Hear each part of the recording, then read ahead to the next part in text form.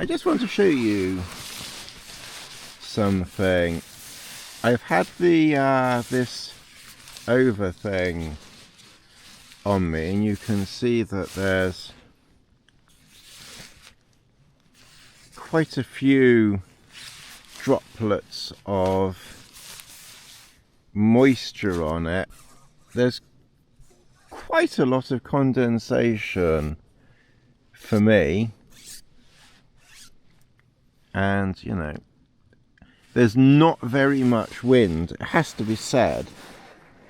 There's not much wind. There's quite a few drops of condensation on there as well,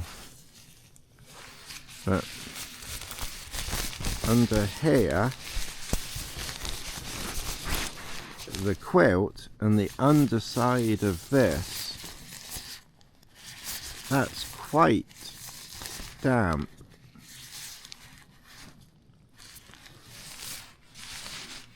So what I'm going to do, obviously what most people would do in this situation is that they would,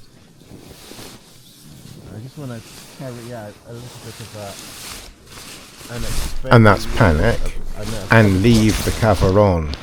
No, take it off. Let the sleeping bag quilt breathe. I don't know, because the temperature, where are you? Because the temperature will drop. Oops. No, there's quite a lot of moisture there. This is why I don't like wearing or using bivvies unless I absolutely have to, because the top of the sleeping bag is quite damp. It's obviously dry, you know, it's dry inside. And I want you to notice something else. Look. This top half here, where the bivvy hasn't been, is quite dry, and this is the material that companies use, very similar to this. This is PhD's material to go on a sleeping bag. Now obviously it would be directly on the sleeping bag rather than a barrier, because basically with a bivvy you've got a barrier, you know, you've got this material here, but if you have just that, then you're forcing the moisture through just one layer. But I don't know whether if it would be too cold, but I'm going to take that off, and I'm going to leave this, and I'm going to see whether my normal body warmth of my legs will dry this out in the morning. So we will keep an eye on that. But like I said, this part up here, this whole part where my body is, it's completely dry. The only bit that's damp is that bit there. So the outer has got wet from some condensation and probably her shaking, but largely, you know, condensation and drips, because now I've been moving, there's drips everywhere. And then it's also damp from moisture trying to get through. I wonder whether some of that on there is moisture trying to get out as much as it is moisture landing on it. I'm not sure, but it was quite damp on the top, which is unusual. That's unusual for me to have so many drips and everything on my sleeping bag, because what I've always discovered and noticed is if you have a breathable surface, my warmth dries the surface out. So I do think that the temperature will drop in the night. I think it's going to drop to like -1 or something like that. So I don't know whether, you know, I will be warm enough like this, but because, as I say, when I had that on, what am I'm pointing that at that as if I'm thinking it's the bloody I'm doing it nearly instinctively doing it again. Let's put that there. Okay, yeah, so the temperature tonight, I believe, is going to, the clouds are going to clear and the temperature is going to drop quite a bit in the night. So I don't know whether this quilt will be warm enough, but we will see. I need to change the battery in the DJI because it's down to 13%. So we'll see. But I mean, the quilt isn't, you know, it's only damp on the top, it's not soaked. But it will be interesting to see how it goes without the cover on it, but with air, you know, a bit more airflow flowing through, because there's supposed to be a little bit of a breeze. So if you have a breeze and ventilation, then that helps, you know, keep moisture levels down. It's when it's a very still night, and it's quite still here.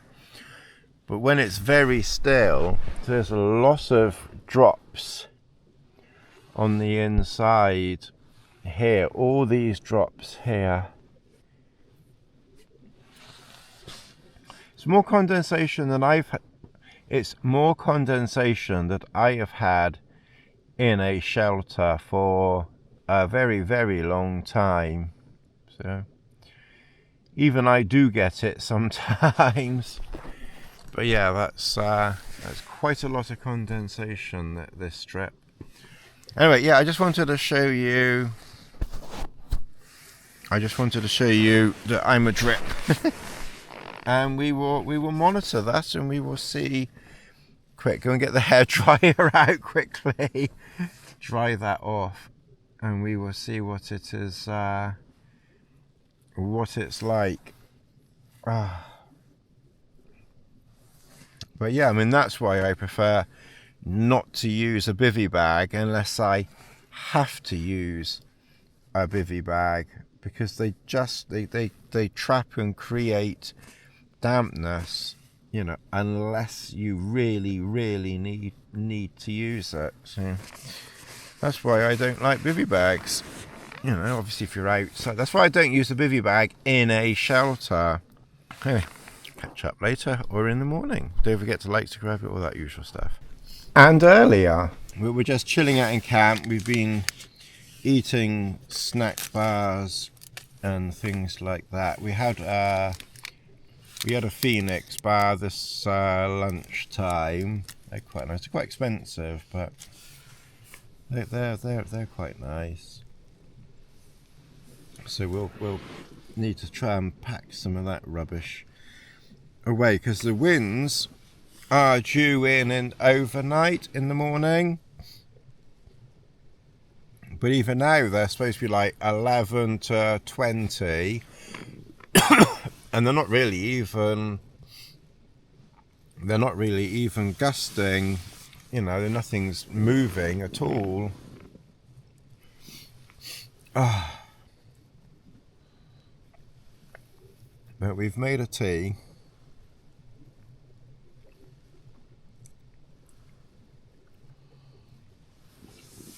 I've put the light on the stove, so I think it's lighting me up good enough. But yeah, this has been a nice, very nice, relaxing, enjoyable camp. We haven't done anything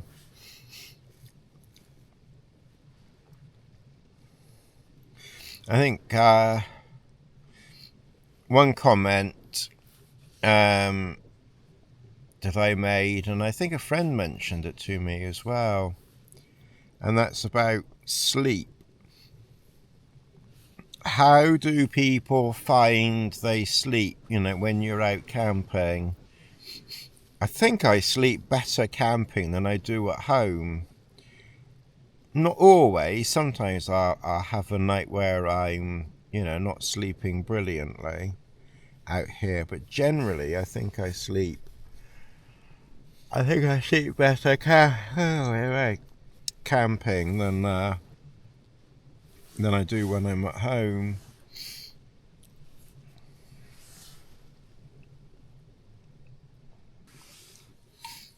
I'm just...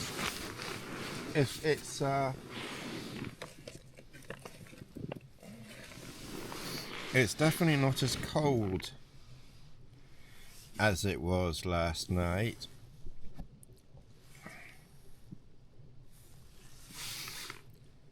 So we're showing at the moment 3.5 degrees, whereas last night it went down to about -1.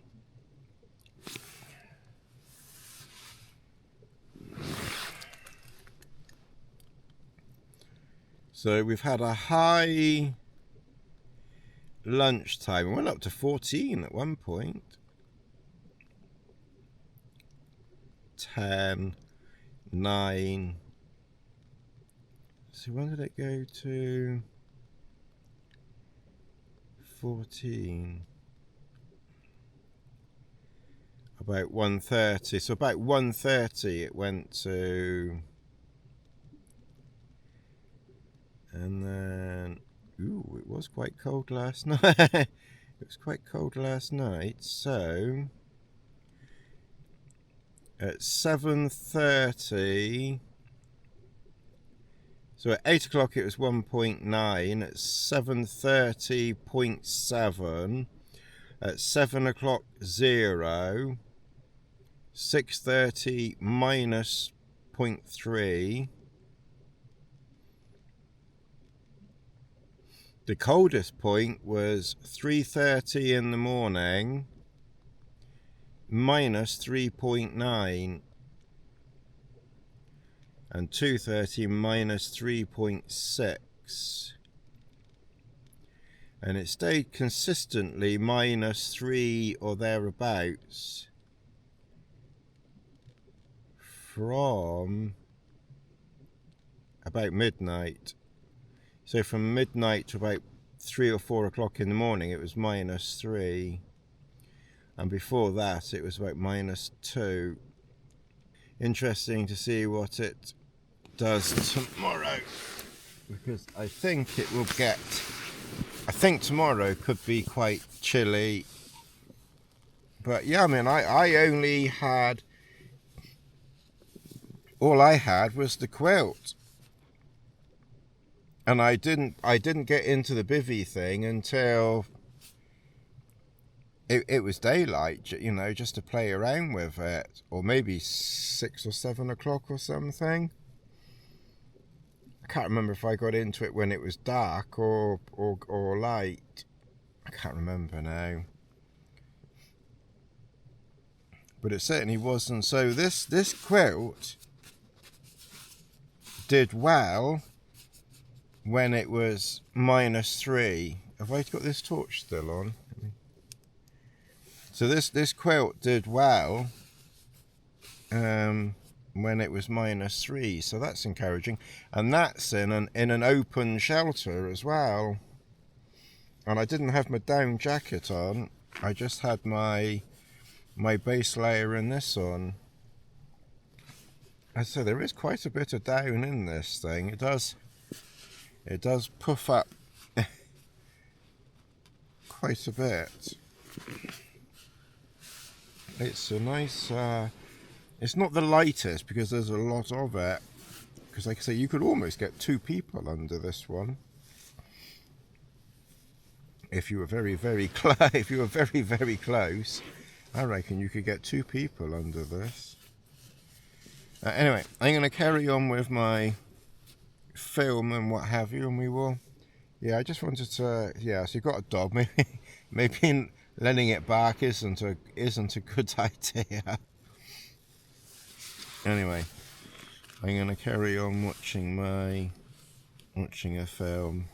And earlier we had a little bit of fun and games with Bella barking and attracting the local farmer to come in and investigate. So I'm just going to talk about that briefly here next. So even though this is at the end, it's I spoke about it, but it's not relevant. I just spoke about it, but it's not anything particularly important. So I just chucked it on at the end because I felt that the beginning part of the damp sleeping bag and how to dry it out, and you'll need to watch the next part to see whether we did get a dry quilt in the morning. Secret, obviously we did. But yeah, make sure you watch the next part. Anyway, the next little bit now was earlier in the evening, but I've just put it on here as because it's not so relevant as the main part of the video, and most of you would have turned off by now anyway. But yeah, we had I let Bella bark a bit too much, my bad. This is that story. Well, good evening into camp. I think we had a little barking episode earlier, and a farmer came up. There's a track about 100 meters over there on his buggy, and he just came up and turned around and went back down again. And I think she'd been barking for a couple of minutes or a few minutes. I didn't think it was that long, to be honest. And I didn't think that sound would travel down, because when she barks, I normally just stop her. But she barks at. First of all, when she was a bit younger, she was barking at blades of grass and the stars and other weird, bizarre things. And just down on the horizon, there's a whole load of flickering lights. And I think she was barking. The daft thing is she didn't bark so much last night. Or if she did, I called her and she came back. But this evening she was barking a little bit more, for a small period of time. And yeah, I think that the sound must have travelled down.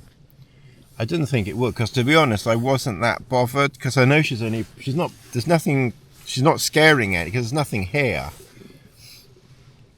So I wasn't really too bothered about it, because when she's learned that she doesn't have to bark at those things, then it's not something that she normally does. So I didn't really worry about it too much. I didn't think that the sound would travel that far, because when I was over at the other place and she would bark there, I would call her back, but that was probably further away from farms and habitation than here, because I'm guessing there's a farm probably just down in the valley. So I think a barky must have gone down there, because like I said, the buggy, it was dark because the buggy came up on his light with his headlights on the buggy, and they were bloody bright too. He stopped about 100 meters over there and turned around and went back. He obviously could see. You could obviously see that we were here. My guess is he probably heard barking and thought there was, someone was in danger and came up to check. So thank you to that farmer, if that was you, and I do apologise to my dog. And then my dog barked and dragged you out here. Like I said, normally I don't allow barking, and It's just I have noticed more so than Lassie. I don't think Lassie really ever barked at the stars and blades of grass. Maybe she did a bit, but Bella does seem a little bit more nervy and a little bit more clingy than Lassie. And like I said, she was looking at all those sparkly lights. And then the stupid thing is, I called her, and then eventually she came back and settled down. And then a bonfire was set off down there. And then of course she started barking at that, and it was around about that time that the buggy was on its way. So I don't think he came up because I don't know whether he came up because the second time that she barked, or whether he was already on his way from the first time that she barked. But I must admit, she was barking for a few. It was obviously long enough. To me, it didn't seem very long, but obviously it was long enough for someone to come up. But as it wasn't that long. It wasn't as if it was like 20 minutes or something. Anyway, that was that little bit. That was a couple of hours ago now. It's coming up to 8. That was something like half past 6 or something like that. But yeah, a little lesson there. I should have been a bit more proactive with her, but never mind. Such is life. I'm going to worry about it.